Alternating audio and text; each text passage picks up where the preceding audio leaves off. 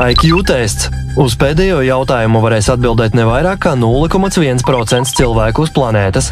2001. gadā zinātnieki veica pārsteidzošu atklājumu. Jupiters ir kļuvis par 37% karstāks, kopš zonde Voyager sāka to pētīt 1980. gados. Turklāt šī sasilšana ir lielāka nekā enerģija, kas nāk no Saules. Kā tas ir saistīts ar to, ko jūs ēdat vakariņās?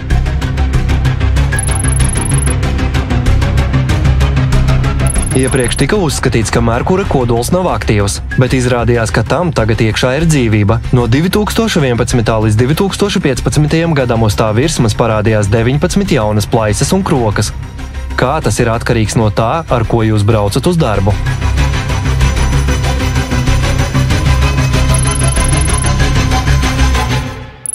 Mars ir sarkans tūkstnesis, kur nav nekas cits kā putekļi un akmeņi, taču 2018. gadā zinātnieki atklāja šķidra ūdens reģionus 20 km diametrā zem tā ledus klātā dienvidpola. Proti uz Marsa ledus tagad kūst no apakšas tieši tāpat kā uz Zemes. Kā jūsu bērnu skaits ietekmē sasilšanu uz Marsa? Nekā. Bet kā šobrīd notiekošais ar Marsu, Jupiteru, Merkuru un citām Saules sistēmas planētām ir saistīts ar klimata katastrofām uz Zemes? Uzzini starptautiskajā tiešsaistes fórumā Globālā krīze – atbildība.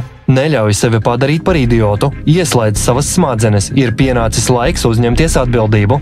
Skaties visās platformās un vietnē creativesociety.com. Fórumu bez cenzūras varat skatīties Rumble kanālā Radoša sabiedrība.